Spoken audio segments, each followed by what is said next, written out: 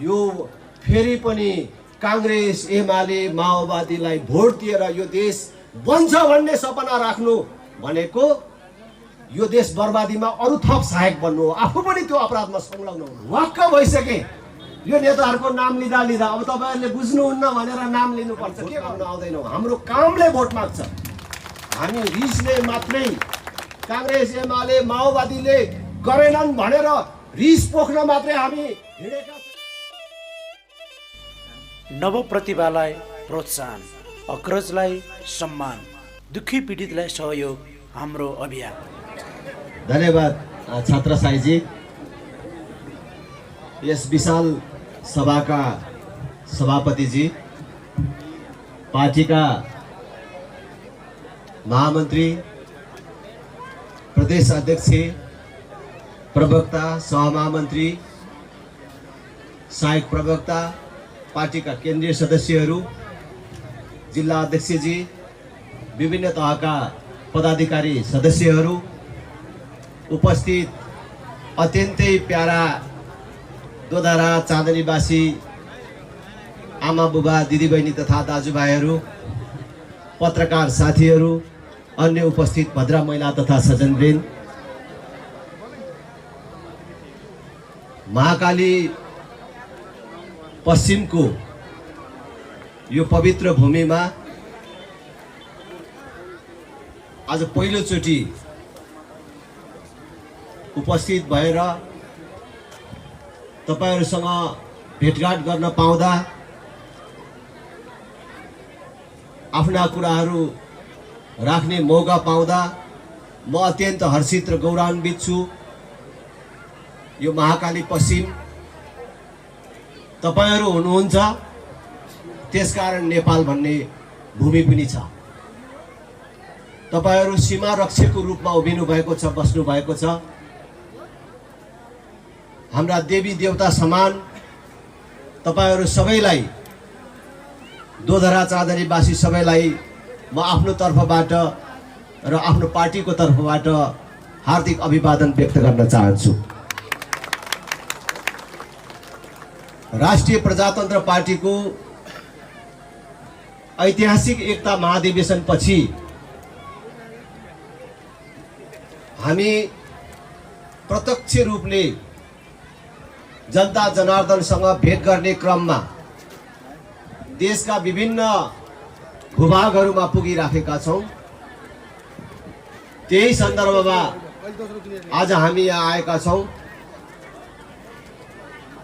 आमा बुबा दिदीबहिनी तथा दाजुभाइहरू, हामी 31 वर्षदेखि केही सीमित राजनीतिक दल र तिनका सीमित नेताहरूको बन्धक जस्तो बनेका छौं। अहिले हामीले सामान्य आँखाले हेर्यौं भने सबै चीजहरू ठिकै जस्तो देखिन्छ। कहीं गोली चलेको छैन, कहीं मारामार भएको छैन, बन्द हडतालहरू भएका छैनन्, नारा जुलुस छैन। देश ठीक ढंगले सामान्य हिसाबले नै चलेको जस्तो देखिन्छ। तर हाम्रो सामान्य आँखाले देखे जस्तो आज देशको स्थिति सामान्य ढंगले चलिराखेको अवस्था होइन। अहिले अदालत जस्तो छैन। मैले झन्डै 3.5 महिनादेखि भनिराखेको छु, संसद जस्तो छैन, सरकार जस्तो छैन। देशको अर्थतन्त्र पूर्ण रूपले डामाडोल अवस्थामा छ। तपाईहरुले निरन्तर रूपमा सुनिराख्नु भएको छ। बैंकहरुमा पैसा छैन, ठुलठुलो चेकहरु साटिदैन। मानिसहरुले व्यवसाय गर्नको लागि बैंकमा ऋण लिन जान पाउँदाखेरि अहिले बैंकहरुले लगानी बन्द गरेको अवस्था छ। बेरोजगारीको अवस्था मैले भन्नै पर्दैन। जुन देशको जनसंख्या 3 करोड पुगेको छैन, त्यो देशको 50 लाख युवाहरू जो 18 वर्ष उमेर पूरा गरेको 50 वर्ष ननागेको, डाक्टरले जाँच्दाखेरि शरीरमा कुनै रोग नदेखिएका मानिसहरू, युवाहरू वैदेशिक रोजगारीमा छन् अथवा अरबको मरुभूमि र मलेसियाको जंगलमा केवल परिवार पाल्नको लागि रगत पसिना बगाउन बाध्य छन्। दिल्ली, पन्जाब, गुजरात र यो उत्तराखण्डमा जाने मानिसहरूको त, युवाहरूको त त्यहाँ कहीँ संख्या नै उल्लेख छैन। भनेपछि देश कुन अवस्थामा चलिराखेको छ? आज गहिरिएर हेर्ने हो भने देश 31 वर्षदेखि बेरोजगार उत्पादन गर्ने कारखानामा परिणत भएको छ। भ्रष्टाचार कुन तहमा छ त्यो मैले भनिराख्नु पर्दैन। सिंहदरबारमा भएको अधिकार गाउँमा आयो भन्छन्।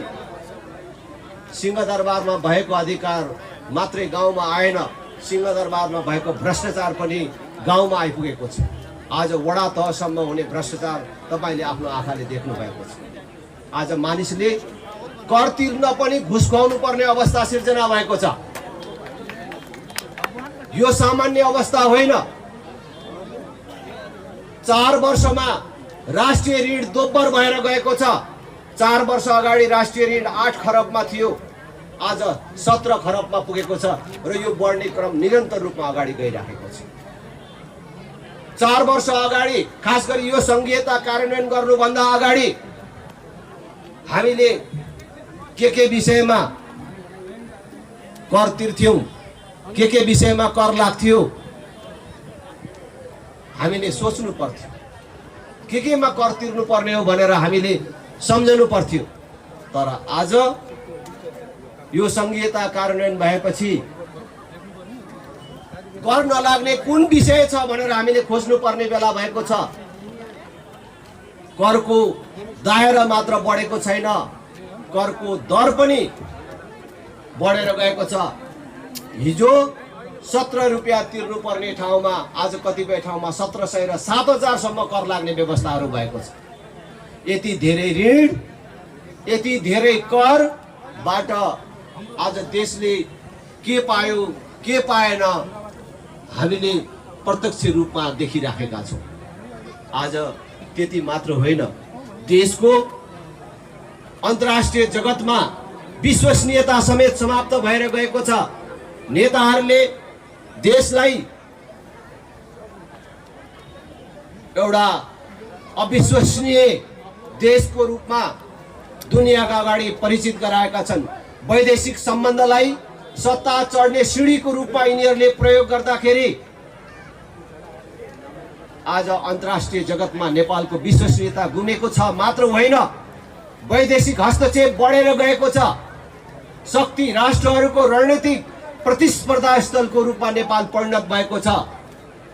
यसबाट हुने क्षति कांग्रेस, एमाले, माओवादी अथवा यी ठूला पार्टीहरूले मात्रै बिहोर्नु पर्दैन। यसबाट हुने क्षति पुरै देश र जनताले बिहोर्नु पर्ने हुन्छ। त्यसकारण म तपाईं सबै दिदीबहिनी दाजुभाइहरूलाई आग्रह गर्न चाहन्छु, अब हाम्रो निकट भविष्यमै तीनै तहका निर्वाचनहरू हुँदैछन्। वैशाख 30 गते स्थानीय तहको निर्वाचन र 1 वर्ष भित्रैमै प्रदेश तथा प्रतिनिधि सभाको पनि निर्वाचन हुँदैछ।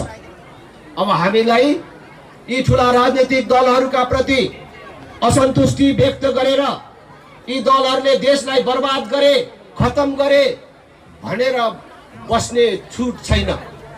हामी देशलाई परिवर्तन गर्न चाहन्छौँ, हाम्रो जीवनकालमा यो देश बनेको देख्न चाहन्छौँ भने राप्रपा तपाईहरुलाई भन्न चाहन्छ, यी कांग्रेस, एमाले, माओवादीका नेताहरूलाई जहाँ भेट्नुहुन्छ त्यहाँ मोसो दल्नुहोस्, जहाँ भेट्नुहुन्छ त्यहाँ जुत्ताको माला लाउनुहोस्, बाटो छेक्नुहोस्, आक्रमण गर्नुहोस्, यो भन्न आएका होइनौं। हामी भन्न आएका हौं कि आउने चुनावमा यिनीहरूलाई भोट नदिएर देखाउनुहोस् भन्न आएका छौं। हामीले कसैलाई एक झापट नहानिकन, कहीं एक थोपा रगत नबहाइकन शान्तिपूर्ण ढंगले यो 31 वर्षदेखि देशलाई बन्धक बनाएर देशमा प्रजातन्त्र, लोकतन्त्र, गणतन्त्रको नाममा लुटतन्त्र मचाउनेहरूबाट मुक्त गराउन सक्छौँ एक भोटको कारणले। त्यसकारणले आउने भोटको सदुपयोग गरौँ भनेर हामी अपिल गर्न आएका छौँ। हामी जब भोट आउँछ, भोटलाई सामान्य हिसाबले लिन्छौँ। हामीले भोटको महत्त्वलाई सामान्य खानपिनसँग साट्छौँ, सामान्य लेनादेनासँग साट्छौँ र 5 वर्ष हामी पछुताएर बस्छौँ। मैले जहाँ जाँदा पनि आम दिदीबहिनी दाजुभाइहरूलाई भन्ने गरेको छु, भोट दिने भन्ने कुरा सामान्य कुरा होइन। भोट दिने भन्ने कुरा छोरी दिने भन्दा पनि ठुलो कुरा हो। तपाईले छोरी दिनु पर्यो भने कतिचोटि सोच्नुहुन्छ? छोरी जब कुटुम्बलाई दिने कुरा आउँछ तपाईलाई कति गाह्रो पर्छ? तपाईले एकचोटि होइन, दुईचोटि होइन, 5 चोटि, 10 चोटि होइन, 1000 चोटि सोच्नुहुन्छ। तपाईले छोरी दिन लागेको कुटुम्ब कस्तो हो त्यो जान्न खोज्नुहुन्छ। त्यो केटो कति पढेको छ सोध्नुहुन्छ। त्यो केटोको आम्दानीको स्रोत के छ त्यो सोध्नुहुन्छ। जाँडक्सी खान्छ कि खाँदैन त्यो पनि सोध्नुहुन्छ। त्यतिले नपुगेर यो केटोले ठिटीहरू घुमाएर हिँड्छ कि हिँड्दैन भन्ने सम्म सोध्नुहुन्छ। छोरी दिनुभन्दा अगाडि रातभर छटपटाउनुहुन्छ। त्यसरी 1000 चोटि सोचेर अनेकतिरबाट जाँचेर दिएको ठाउँ पनि कहिले गलत पर्छ, कहिले काहीँ लफङ्गाको हातमा पर्छ छोरी। त्यसरी दिएको छोरी लफङ्गाकै हातमा परेछ भने पनि तपाईको एउटा छोरी बिग्रिन्छ, एउटा छोरीले दुःख पाउँछ। यदि 2टा छोरी छ भने अर्को छोरीलाई खासै त्यसको प्रभाव पर्दैन। तर तपाईले दिने एउटा भोट गलत पार्टीलाई र गलत मान्छेलाई पर्यो भने पुरै देशले दुःख पाउँछ, पुरै समाजले दुःख पाउँछ। त्यसकारण यदि हामी यो देशमा परिवर्तन चाहन्छौँ, विकास चाहन्छौँ भने भोट दिनुभन्दा अगाडि 1000 चोटि सोचेर मात्रै दिनुपर्छ। भोट मेरो बाउको पार्टी हो, मेरो बाजेको पार्टी हो, मैले यति लेबी तिरेको पार्टी हो, अथवा मलाई गोजीमा यति लगाइदिएको थियो भनेको कारणले दिने चिज होइन। आज तपाईँ सम्झनुहोस् त, तपाईँ कति दाजुभाइ दिदीबहिनीहरू काङ्ग्रेस होला, एमाले होला, माओवादी होला, राप्रपाकोलाई त मैले सोध्नै परेन, राप्रपाको त बुझेरै आउनु भएको छ। तर काङ्ग्रेस, एमाले, माओवादीमा भएका दाजुभाइ दिदीबहिनीहरू भन्नुहोस् त, यो काङ्ग्रेस, एमाले, माओवादी भन्ने पार्टी अलग पार्टी हुन्? म देशभर भन्दैछु र आज यहाँ पनि भन्छु, काङ्ग्रेस, एमाले, माओवादी भनेको अलग पार्टीहरू होइन। यिनीहरूको साइनबोर्ड अलग छ, झन्डा अलग छ, तर देशलाई यो दुर्गतिमा पुर्याउनको लागि उनीहरू एकै ठाउँमा छ। उनीहरू बराबर जिम्मेवार छन्। ठुल्ठुला भ्रष्टाचार काण्डमा एकै ठाउँ छन्। ललिता निवास जग्गा प्रकरण भन्नुहोस्, व्हाइट बडी काण्ड भन्नुहोस्, एनसेल करछुट प्रकरण भन्नुहोस्, यी कुन मुद्दामा, कुन भ्रष्टाचार काण्डमा काङ्ग्रेस, एमाले, माओवादी मध्ये कुन चाहिँ पार्टी अलग छ? देशलाई यो अवस्थामा पुर्याउनेमा यी 3टै पार्टीहरू जिम्मेदार छन्। देख्दाखेरि यिनीहरू एकअर्काको विरोधी जस्तो देखिए पनि यिनीहरू विदेशीको सेवा गर्ने कुरामा पनि एकै ठाउँ छन्। अस्ति एमसीसी को देख्नु भएन? एमसीसी को विरुद्धमा के नगर्लान् जस्तो गरेर पार्टीहरू गरिराखेका थिए, तर छिर्ने बेलामा सबैसँगै एकैचोटि छिरे कि छिरेन? महाकाली सन्धिको बेला के भन्थे, पश्चिमबाट सूर्य उदाउँछ भनेर भन्थे। 25 वर्ष भयो महाकाली सन्धि भएको, हामीलाई 350 क्युसेक पानी दिने भनेको होइन। 1 क्युसेक पानी पाउनु भयो, 25 वर्ष भयो भनेपछि हामीले हाम्रो भगवान प्रभु परमेश्वर मुक्तिदाता मानेका यी कांग्रेस एमाले माओवादीहरू कसरी विदेशीको चक्रव्यूहमा फस्दो रहेछन् र उनीहरूको चक्रव्यूहमा हामी जनतालाई फसाउँदो रहेछन् त यही तपाईहरु जानकार हुनुहुन्छ। शारदा ब्यारेजको म्याद सकिएको थियो, भारतलाई अवरोध परिसकेको थियो। त्यसबेला हामीले बेसी लाभ लिनुपर्ने ठाउँमा उनीहरूले भारतलाई खुसी बनाउने नाममा 75 वर्षको लागि त्यो म्याद नवीकरण गरिदिए। आज हामी सुक्खा भोगिराखेका छौँ। हामी हाम्रो नदी बगेको टुलो टुलो हेरेर बस्नु परिराखेको छ। त्यसकारण हामी जाग्ने बेला आयो, हामी सोच्ने बेला आयो, हामीले बुझ्ने बेला आयो।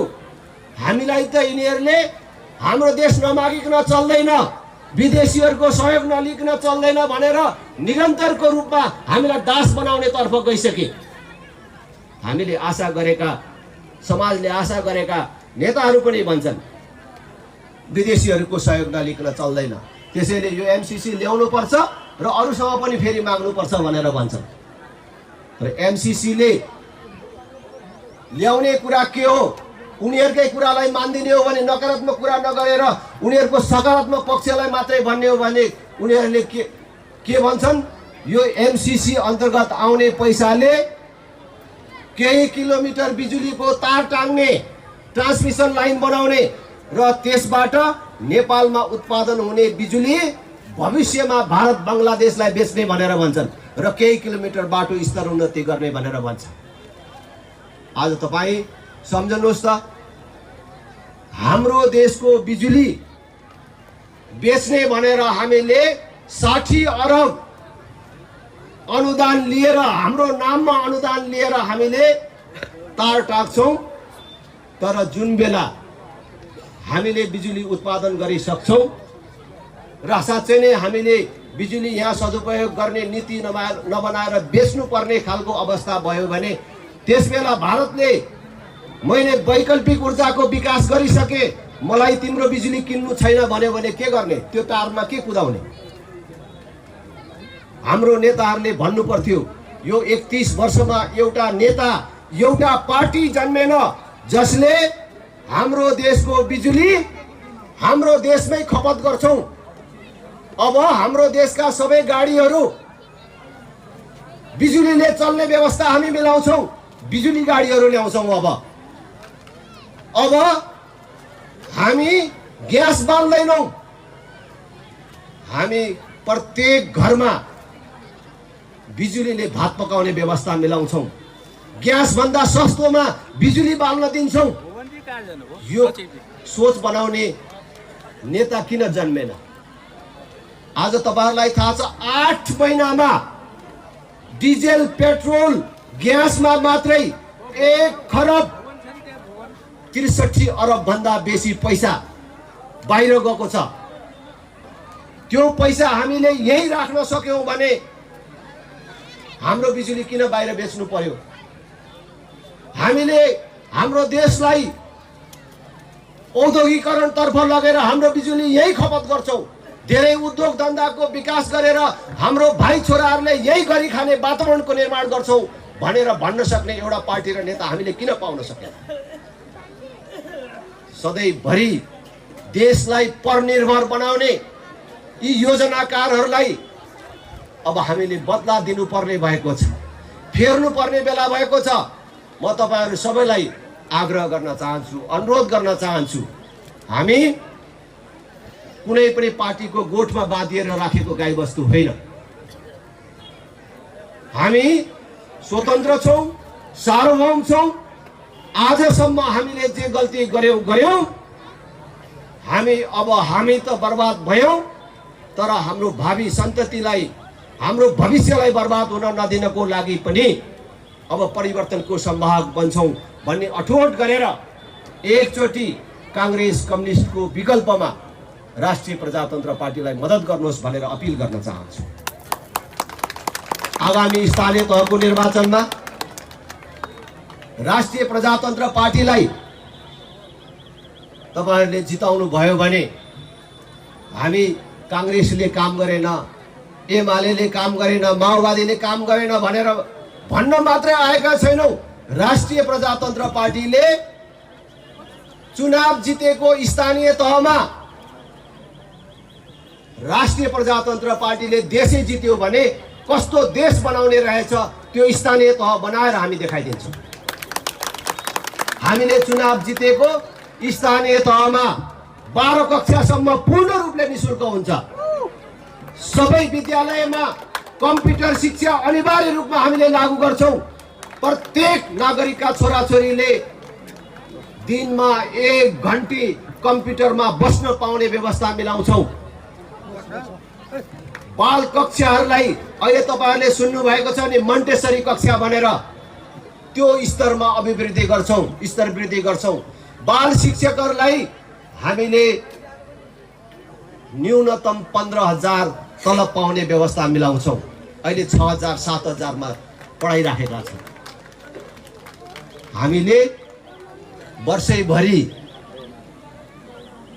सिपमूलक तालिम दिनको लागि प्रत्येक पालिकामा एउटा तालिम केन्द्रको स्थापना गर्छौं।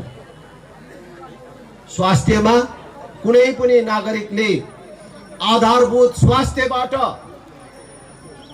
वञ्चित हुन पर्ने, आधारभूत स्वास्थ्य सेवा नपाएर कुनै पनि नागरिकले अस्पतालको मुख देख्न नपाएर मर्न पर्यो भन्ने सुन्न नपाउने व्यवस्था हामीले मिलाउँछौं।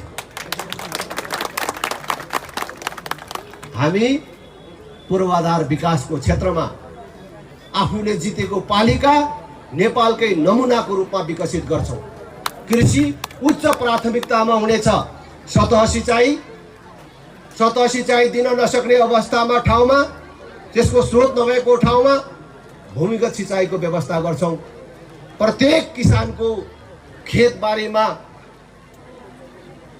मोटर बोरिङको व्यवस्था गर्नेदेखि लिएर बिजुलीमा छुट दिने, अनुदान दिने व्यवस्था समेत मिलाउँछौं।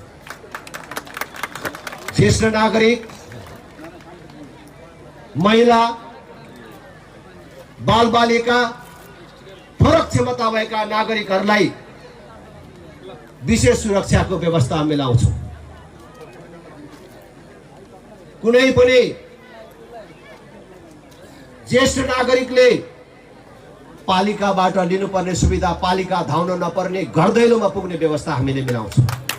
प्रत्येक ज्येष्ठ नागरिकहरूको सूची खडा गरेर प्रत्येक ज्येष्ठ नागरिकहरूलाई महिनामा एकचोटि घरैमा गएर स्वास्थ्य परीक्षण गर्ने व्यवस्था हामीले मिलाउँछौं। हामीले जितेको पालिकामा कुनै पनि नागरिकले जातको आधारमा छुवाछुत र भेदभावको अनुभव गर्न नपाउने व्यवस्था मिलाउँछौं। जातलाई होइन, गरिबलाई सुरक्षा दिने, आरक्षण गर्ने व्यवस्था हामीले मिलाउँछौं।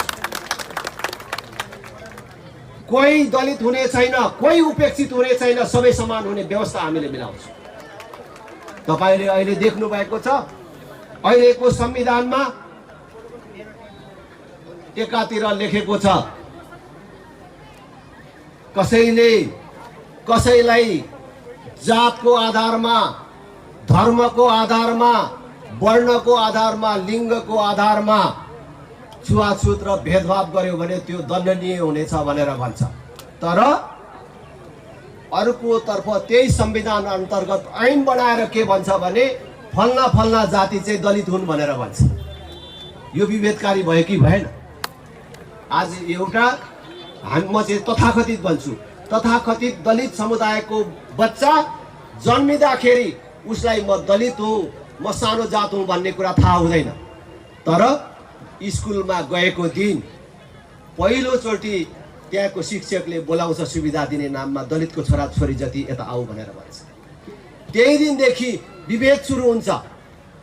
ए म सानो जातको रहेछु, म अरूभन्दा फरक रहेछु भनेर राज्यले क ख सिकाउनु भन्दा पहिले निश्चित जातिका मानिसहरूलाई तिमी दलित हौ, तिमी सानो जात हौ, तिमी थापी खाने जात हौ, तिमी आरक्षित जात हौ भनेर छुट्याउँछ भने विभेदको कसरी अन्त्य हुन्छ, छुवाछुतको कसरी अन्त्य हुन्छ। त्यसकारणले हामीले परिकल्पना गरेको समाजमा कोही दलित हुने छैन, कसैमाथि छुवाछुत हुने छैन, कोही माथि विभेद हुने छैन। जो गरिब छ त्यसलाई हामीले आरक्षण दिनेछौँ, त्यसलाई सुरक्षित गर्नेछौँ।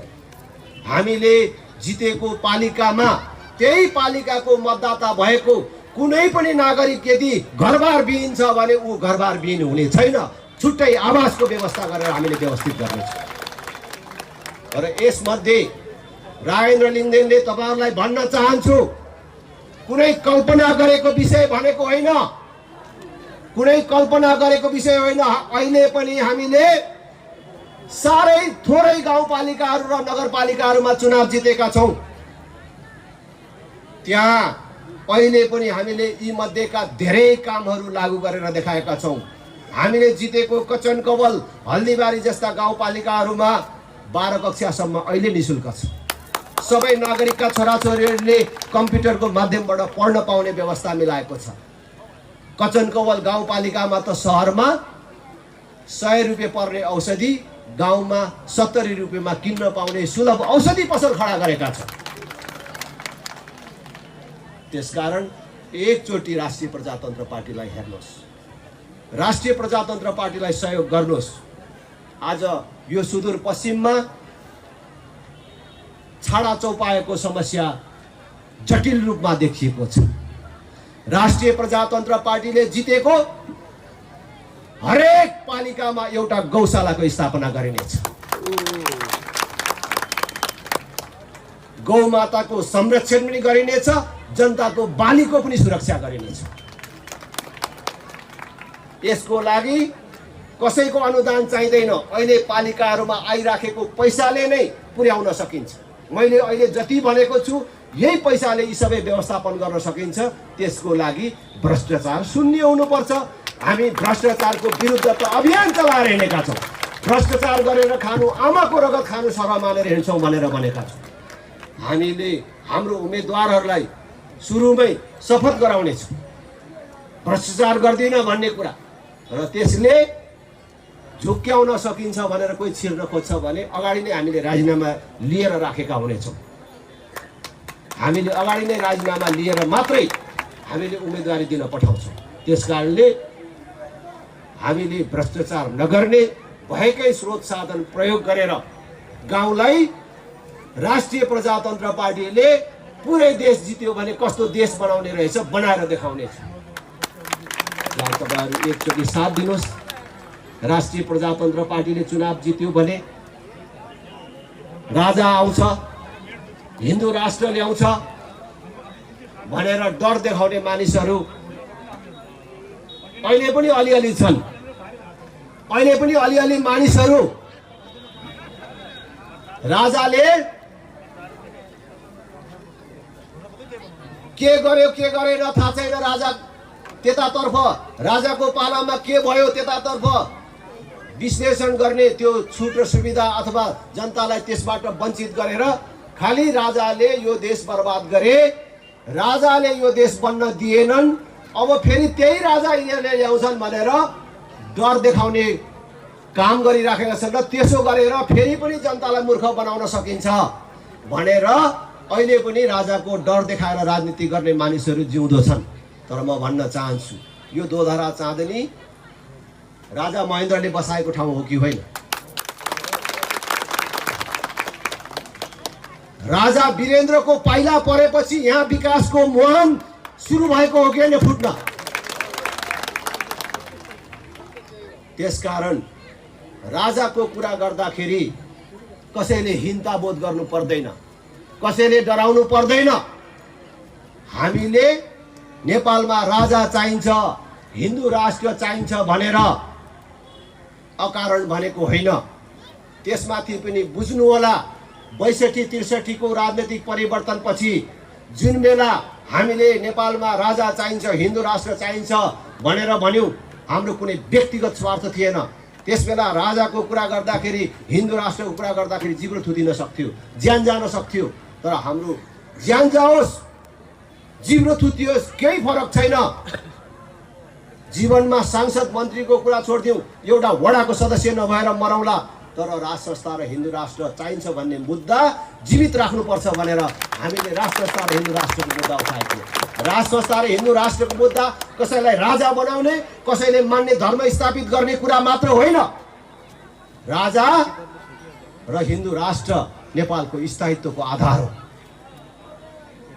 तपाईहरु धेरैलाई थाहा होला, 2032 सालसम्म हाम्रै छिमेकमा सिक्किम भन्ने देश थियो। त्यहाँ पनि नेपालमा जस्तै त्यहाँका राजनैतिक पार्टी र नेताहरूलाई विदेशीले उक्साए, खास गरी भारतले नेताहरू उक्सिए, प्रजातन्त्रको नाममा आन्दोलन गरे, अनेक जालझेल गरेर त्यहाँको राज संस्थाको समाप्ति गरे, राज संस्थाको अन्त्य भयो। लगत्तै सिक्किम भन्ने देश पनि भारतमा विलय भएर गयो। आज सिक्किम नाम त्यही छ, माटो पनि त्यही छ, कसैले कतै बोकेर लगेको छैन। तर राज संस्थाको अन्त्य भयो, सिक्किमको पनि अन्त्य भयो। आज सिक्किम भन्ने देश विश्वको मानचित्रमा छैन। त्यही खतरा राज संस्थाको अनुपस्थितिमा नेपालमाथि छ।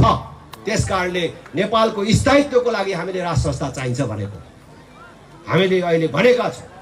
राष्ट्र प्रमुखको रूपमा राज संस्था, जनताले प्रत्यक्ष निर्वाचित गर्ने कार्यकारिणी प्रधानमन्त्री, पूर्ण समानुपातिक सांसद, सांसदले मन्त्री हुन नपाउने व्यवस्था। सांसदले मन्त्री हुन नपाउने भएपछि भोट किन्नु परेन। सांसदले मन्त्री हुन नपरेपछि सांसदलाई किन्नु परेन। खर्च कम हुँदै गएपछि भ्रष्टाचार पनि कम हुँदै जान्छ। विज्ञहरूले मन्त्री हुने हो। त्यसकारण हामीले भनेका छौँ, यो यति धेरै जनप्रतिनिधि पनि चाहिँदैन। यो 3 तहको सरकार चाहिँदैन। यसको नाम संघीयता भनुन् कि के भनुन्, केही छैन। कांग्रेस, एमाले, माओवादी भन्नेलाई संघीयता भन्ने शब्द प्यारो छ भने हामीलाई आपत्ति छैन। तर यो 3 तहको सरकार चाहिँदैन। यो प्रदेश नभए हुन्छ, केन्द्र र बलियो स्थानीय तह भए हुन्छ। जबसम्म यो प्रदेशको अन्त्य हुँदैन, तबसम्म जनता विदेशी ऋण र यो करको भारबाट मुक्त हुन सक्दैन। त्यसकारण यो महँगो व्यवस्थाको अन्त्य गरेर, सुधार गरेर नगइकन देश बन्न सक्दैन भनेर हामीले यो संघीयताको विपक्षमा हामीले आफूलाई उभ्याएका छौँ। राज संस्थाको पक्षमा आफूलाई उभ्याएका छौँ। हिन्दू राष्ट्र कुनै जात विशेषले मान्ने धर्मको कुरा मात्र होइन, नेपाली जनताको एकतासँग, पहिचानसँग सम्बन्धित विषय हो। त्यसकारण म लिम्बूको छोरा भएर पनि मेरो धर्मको महलमा हिन्दू नलेखेर किराँत धर्म लेख्छु। किराँत विधि अनुसार मेरो घरमा पूजाआजा गर्छु, तर पनि नेपाल हिन्दू राष्ट्र हुनुपर्छ भनेर हिँडेको छु। तपाईँ जो जन्मले कर्मले हिन्दू हुनुहुन्छ, तपाईँहरू आउनुहोस्, एकचोटि यो हिन्दू राष्ट्र पुनर्स्थापना अभियानमा सहयोग गर्नुहोस् भन्ने अपिल गर्न चाहन्छु। कांग्रेस, एमाले, माओवादीमा भएका जन्मले कर्मले हिन्दू भएका दाजुभाइहरू भेटघाट गर्दा त भन्नुहुन्छ हिन्दू धर्म त हुनै पर्ने हो भनेर भन्नुहुन्छ, हिन्दू राष्ट्र त हुनै पर्ने हो भनेर भन्नुहुन्छ, हाम्रो नेताले बिगारे फटारले भनेर भन्नुहुन्छ। भोट चाहिँ तिनैलाई दिनुहुन्छ, अनि कसरी हिन्दू राष्ट्र कायम हुन्छ? मैले अघि भने, चाहे हिन्दू राष्ट्रको सवालमा होस्, चाहे अहिले विद्यमान अन्य सबै समस्याको सवालमा होस्, नेताहरूलाई मात्रै दोष दिएर तपाईँले छुट पाउँदैन, हामीले छुट पाउँदैन। यो देशलाई बर्बादीको यो बिन्दुमा पुर्याउनको लागि कांग्रेस, एमाले, माओवादीहरू अथवा नेताहरू जति दोषी छन्, तिनलाई भोट दिने तपाईँको हात पनि त्यतिकै दोषी छ। तपाईँले भोट नदिएको भए उनीहरूले कसरी यो मौका पाउँछ? भोट दिने बेलामा यो फटा त फटा नै हो, घुसिया नै हो, तर के गर्नु, आफ्नो पार्टी पर्यो, अर्कोतिर हातै लाग्दैन भन्दै ठ्याम ठ्याम भोट दिएपछि त्यसले त बुझिहाल्यो नि त अब यी मान्छे कतै जाँदैनन् भन्ने कुरा। अनि 5 वर्षमा एकचोटि आउँछ, रुपियाँ पैसा बोकेर आउँछ, कसको दाम कति हो, को 500 वाला हो, को 1 बोतल बियर वाला हो, को 1 प्लेट वाला हो, को 1 छाके हो, को 1 ट्वाके हो, हैन? सब बुझेको छ, त्यो बन्दोबस्त गरेर आउँछ। त्यसकारणले मैले भन्छु, नेतालाई मात्रै दोष दिएर हुन्न, ती पनि बेइमान हुन्। ठिक छ, आफ्नो ठाउँमा छ, तर तिनलाई भोट दिने तपाईँको हात र तपाईँ पनि कम दोषी होइन। त्यसकारण फेरि भन्छु, मैले अघि भनेको छु, भोट दिनुभन्दा अगाडि 1000 चोटि सोचेर मात्रै भोट दिनुहोस्। जनता कसैको गोठमा थुनेर राखेको, बाँधेर राखेको गाई वस्तु होइन भन्ने कुरा देखाउनु पर्यो क्या यो चोटि। देश त बर्बाद भयो। आफ्नो हातमा शक्ति आएको बेला तपाईँले केही गर्नु भएन, फुत्काइसकेपछि के गर्नुहुन्छ? हातबाट चरा उडाइसकेपछि आहा भनेर के गर्नुहुन्छ? त्यसकारण मौका आएको छ, राष्ट्रिय प्रजातन्त्र पार्टी आएको छ तपाईँलाई यो कुरा भन्दै। तपाईँ नेपालमा हिन्दू राष्ट्र चाहनुहुन्छ, सुशासन कायम गर्न चाहनुहुन्छ, विकास चाहनुहुन्छ, एकचोटि राष्ट्रिय प्रजातन्त्र पार्टीलाई भोट दिनुहोस्। क्षेत्री बाहुन भन्ने, हिन्दू धर्म मान्छु भन्ने, हिन्दू राष्ट्र चाहिँ राजेन्द्र ल्याइदियोस् भनेर आशा गर्ने कहाँ हुन्छ त? भोट चाहिँ काङ्ग्रेस एमालेलाई हाल्ने, माओवादीलाई हाल्ने। एउटा कुरा पनि भन्छु तपाईँहरूलाई, जसले धर्मै मान्दिन भन्छ उसलाई मेरो यो केही आग्रह पनि छैन। यो धर्म भन्ने छैन, देवी देवता भन्ने छैन, यो म मान्दैन भन्नेलाई मेरो भन्नु केही छैन। उसकोसँग फेरि छुट्टै कुरा गरौँला। तर जसले धर्म छ, देवी देवता छन्, हाम्रो आस्था विश्वासमाथि चाहिँ विश्वास गर्नुहुन्छ, सनातन परम्परामाथि विश्वास गर्नुहुन्छ, त्यो दिदीबहिनी दाजुभाइहरूलाई भन्न चाहन्छु, आज लिम्बूको छोराले नै त्यो पनि महाकाली पारीको यो गाउँमा आएर, यो हाम्रो अन्तिम छेउमा आएर भन्नुपर्ने भयो। जसले गएको चुनावहरूमा काङ्ग्रेस एमाले माओवादीलाई अथवा धर्मनिरपेक्षताको पक्षपातीलाई भोट दिनु भएको छ नि, त्यो दिदीबहिनी दाजुभाइहरूले अहिलेसम्म तपाईँको पितृसँग भेट गर्नको लागि प्रत्येक वर्ष जुन अनुष्ठानको आयोजना गर्नुहुन्छ नि, वर्षमा एकचोटि आफ्नो पितृलाई सम्झिनुहुन्छ नि, पितृसँग तपाईँको भेट भएको छैन, तपाईँले चढाएको तपाईँको पितृले प्राप्त गरेको छैन। यो कुरा याद गर्नु होला। कुनै पण्डित हुनुहुन्छ र तपाईँले धर्मनिरपेक्षतावादीलाई भोट दिनुभएको छ भने तपाईँले पढेको लागु भएको छैन नि, फेरि भगवानले सुनेका छैनन्। किनभने तपाईँको शास्त्रले भन्छ विधर्मीले गरेको अनुष्ठान पूर्ण हुँदैन। भोट आफ्नो धर्मको विरुद्धमा गर्नु भएको छ। तपाईँले काङ्ग्रेस एमाले माओवादीलाई भोट नदिएको भए कसरी धर्मनिरपेक्ष हुन्थ्यो देश? त्यसकारणले जति काङ्ग्रेस एमाले माओवादीका नेताहरू देशलाई धर्मनिरपेक्ष बनाउनमा दोषी छन्, त्यतिकै तिनलाई भोट दिने तपाईँको हात पनि दोषी छ। त्यसकारणले तपाईँले जानेर होस् नजानेर होस् आफ्नो धर्मको विरुद्ध काम गर्नु भएको छ। तपाईँको अनुष्ठानहरू पूर्ण भएका छैनन्, तपाईँ पितृसँग जोडिनु भएको छैन। तर यसको बारेमा तपाईँले चिन्ता लिनु पर्दैन। यो त बर्बाद भएछ भनेर डराउनु पर्दैन। राप्रपाले उपाय लिएर आएको छ। हाम्रो शास्त्रमा कहिलेकाहीँ नजानेर गल्ती भएछ भने चोखिने व्यवस्था पनि छ, पश्चाताप गर्ने व्यवस्था पनि छ। कहीँ कोही कतै नजानेर बिटु लिएर आएछ भने घरमा छिर्ने बेलामा गहुँ छर्केर चोख्याएर घर छिराइन्छ नि, त्यो चोख्याउने व्यवस्था राप्रपाले लिएर आएको छ। आगामी दिनमा हिन्दू राष्ट्र हुनुपर्छ भन्ने राप्रपाको हलो चिन्हमा भोट हाल्ने अनि पितृसँग जोडिने अर्को सालदेखि। राप्रपा भन्ने पार्टी थिएन भने चाहिँ गाह्रो थियो, तर राप्रपा भन्ने पार्टी आएको छ। उसलाई भोट दिने र आफ्नो पितृसँग भेट्ने जोडिने। हेर्नुहोस्, पितृसँग यो भेट्ने कुरामा मानिसहरूले हावामा उडाउँछन्, कतिलाई मजाक जस्तो लाग्छ। तर हाम्रा शास्त्रहरू, हाम्रा परम्पराहरू, हाम्रा कर्मकाण्डहरू अकारण छैनन्। कति क्षेत्री बाहुन केटाहरू नै मलाई के भन्छन्, दाइ हामी क्षेत्री बाहुनले नै यो पिण्ड लडाउने कुरा छोडिसक्यौँ, तपाईँ चाहिँ हाम्रो बाबुबाजेलाई हाम्रो अरू मानिसहरूलाई पिण्ड लडाउने कुरा उकासेर हिँड्नुहुन्छ भन्छ। यहाँ लडाएको पिण्ड हाम्रो बाबुबाजेले पाउँछन्। अहिले पनि त्यस्तो कुरामा विश्वास गर्ने, हामीले लडाएको पिण्ड त्यो कुकुरले त खाँदैन, हाम्रो पितृले के पाउँथ्यो भनेर भन्छ। तर याद गर्नु, यो पिण्ड लडाउने कुरा अकारण छैन। कति पण्डितजीहरू हुनुहुन्छ थाहा छ कि छैन? यो पिण्ड पठाउने भनेको फ्याक्स पठाउने जस्तो कुरा हो। हामीले अहिले तुरुन्तै यो दोधरा चाँदनीबाट काठमाडौँमा रहेको छोरा या छोरीलाई सर्टिफिकेट पठाइदिनु पर्ने भयो। के गरेर पठाउँछौँ? फ्याक्स गरेर पठाउँछौँ, मेल गरेर पठाउँछौँ, कुनै कुरा भन्नु पर्यो म्यासेज गर्छौँ।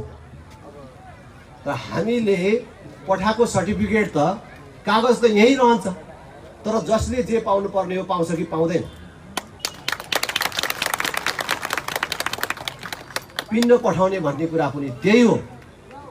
हाम्रो परम्परा यस्तो समृद्ध परम्परा छ कि हामीले हाम्रो दिवंगत पितृलाई सम्झेर 1 वर्ष तृप्त हुने गरी पुग्ने गरी जे चिज पठाउँछौँ, जे चिज पाउनु पर्ने हो। जस्तै हामीले एक थाल खाँदाखेरि त्यो थालको सबै चिज त हाम्रो शरीरले लिँदैन। लिनुपर्ने चिज लिएर अरू चिज त फेरि त्यतिकै मात्रामा विसर्जन हुन्छ कि हुँदैन? त्यो विसर्जन हुनुपर्ने चिज यहीँ रहेर त्यहाँ पुग्नुपर्ने चिज विधिले पुग्छ र वर्षभरि पितृलाई पुग्छ। फ्याक्स जस्तो पश्चिमाहरूले चाहिँ ओहो वर्षमा एकचोटि सम्झेर आफ्नो पितृलाई पठाएर अनि जे पठाउन चाहेको हो, जसलाई पठाएको हो उसले पाउने त्यस्तो चिज हुँदो रहेछ। त्यो चिज यही रहेर पनि पाउनु पर्ने चिज पाउनु पर्ने मान्छेले पाउनु पर्ने ठाउँमा पुग्नु पर्ने ठेगानामा पुग्ने चिज हुँदो रहेछ भनेर यहाँबाट सिकेर उनीहरूले इमेल, इन्टरनेट र फ्याक्सको आविष्कार गरे। उनीहरू वैज्ञानिक भए, हामी चाहिँ यहाँ मूर्ख भयौँ। तर यो पिण्ड लडाउँदैमा चाहिँ फेरि पुग्दैन, त्यो निष्ठापूर्वक गर्नु पर्यो। जस्तै फ्याक्स पनि मिसिनमा कागज घुसाउने बित्तिकै जान्छ त, कागज पनि मिलाएर घुसाउनु पर्यो। अनि जहाँ पठाउनु पर्ने हो नम्बर पनि त हाल्नु पर्यो नि त मिलाएर। जान्छ भनेर कागज घुसाइदिएर जहाँसुकै थिच्यो भने त जाँदैन नि त।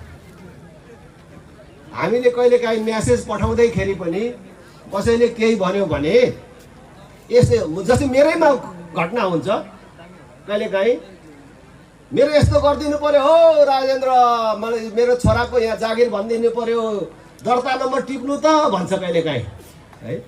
अनि मैले भन्छु म्यासेज गरिदिनु न भन्छु।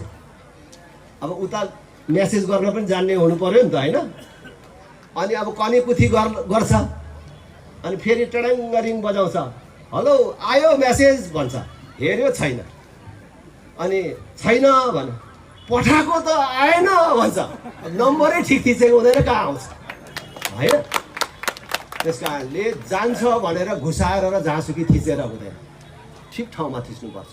त्यस्तै गरेर यो पिण्ड पठाउन पनि पठाइ माग्ने अथवा पठाउन चाहने, आफ्नो पितृलाई सम्झने त्यो कर्ता कि के भन्छ त्यो परिवार पनि निष्ठामा बसेको हुनु पर्यो। अनि पठाइदिने मिसिनको रूपमा प्रयोग हुने त्यो पण्डित पनि निष्ठामा बसेको हुनु पर्यो। पण्डित पनि विधर्मी अनि पठाउन चाहने पनि विधर्मी भएपछि कहाँ पुग्छ त? थिचै नै मिल्यो। त्यसकारण मैले भन्छु फेरि पनि, हाम्रा कर्मकाण्डहरू, हाम्रा परम्पराहरू अकारण छैनन्। हामीले आफूलाई मूर्ख मान्ने अनि अरूलाई वैज्ञानिक मान्ने गल्ती हामीले गरिराखेका छौँ। हामी साम्यवाद भनेपछि चाहिँ रमाउने।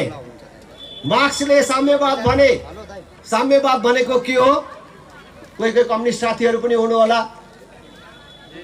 म राजनीति शास्त्रको विद्यार्थी हुँ, त्यही विषय पढेर पास गरेर आएको मान्छे हुँ।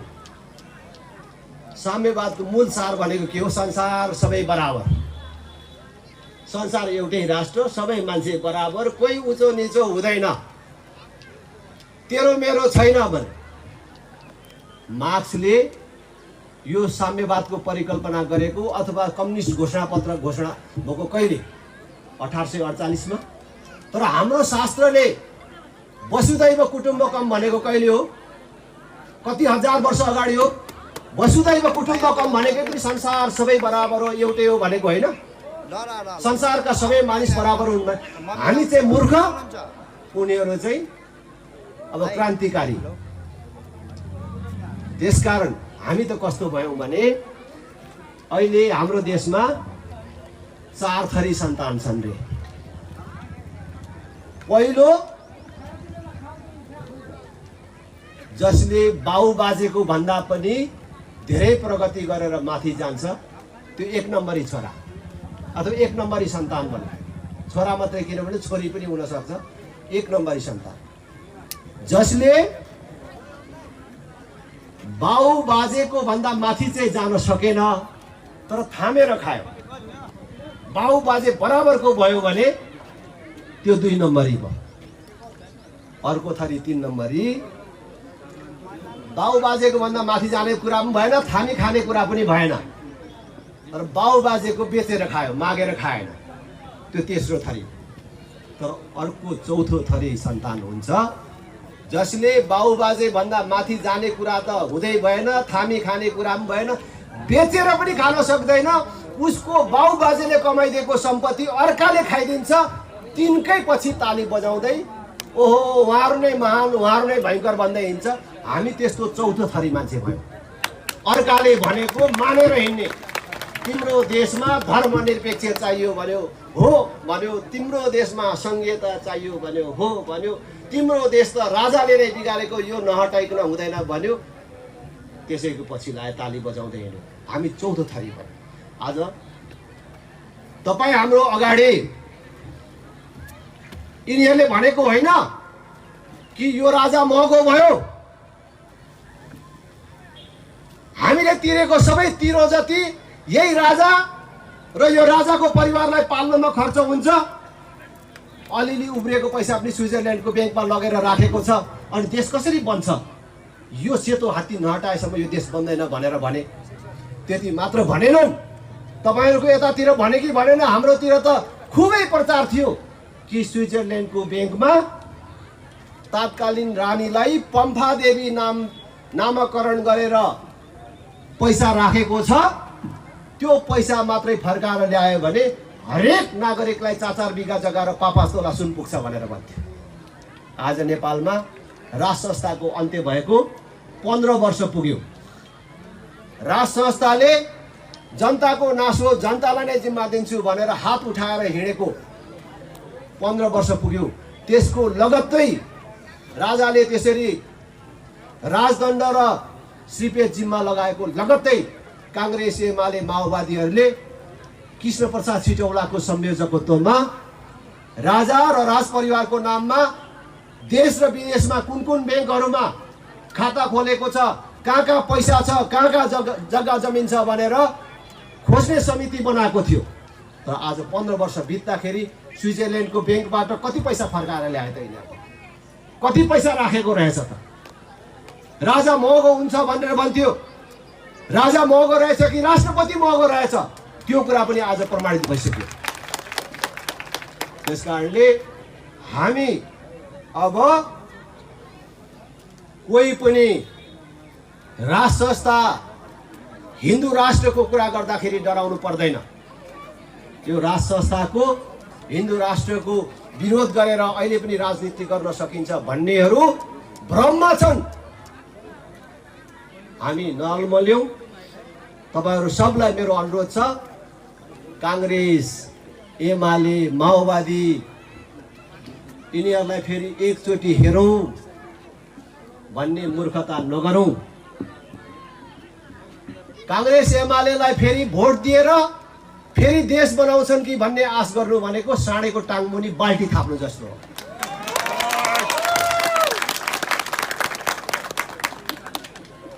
साँडेको टाङमुनि बाल्टी थापेर दुध आउँछ? आउँदैन।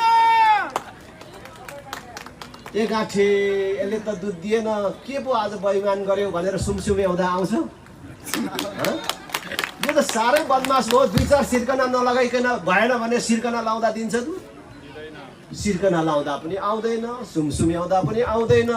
होइन, खाना पो पुगेन कि अलिक दाना थपिँदैन भनेर दाना थुदुनामा लगेर जोत्दाखेरि पनि खुवाउँदाखेरि पनि खानु त खान्छ, तर दुध त दिँदैन। किनभने साँडेको धर्म नै दुध दिनु होइन।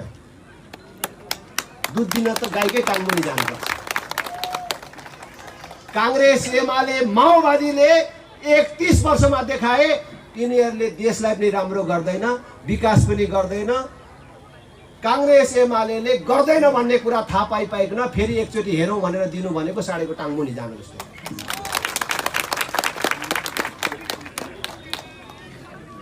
म वाक्क भइसकेँ यो नेताहरूको नाम लिँदा अब तपाईँहरूले बुझ्नुहुन्न भनेर नाम लिनुपर्छ। के गर्नु?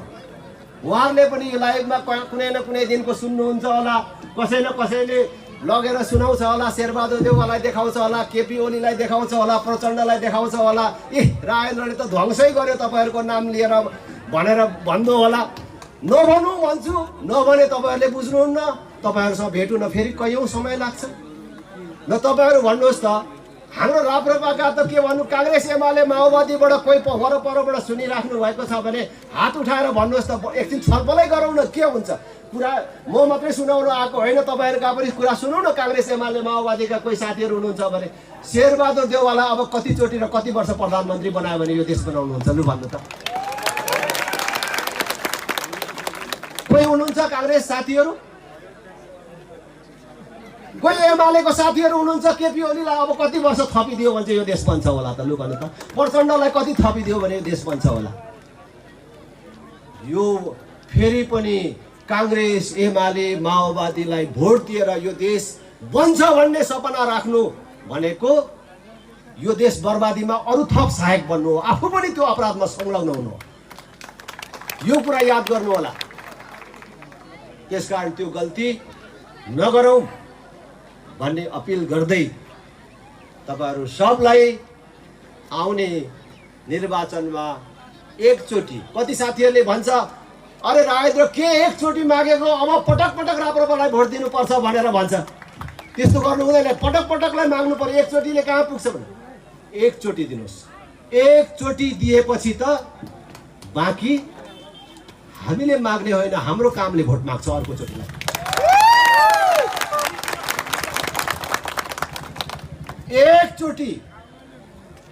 एकचोटि राष्ट्रिय प्रजातन्त्र पार्टीलाई भोट दिनुहोस्, त्यसपछि हाम्रो कामले भोट माग्छ। मैले भन्दैछु, हामी भोट माग्न आउँदैनौँ, हाम्रो कामले भोट माग्छ।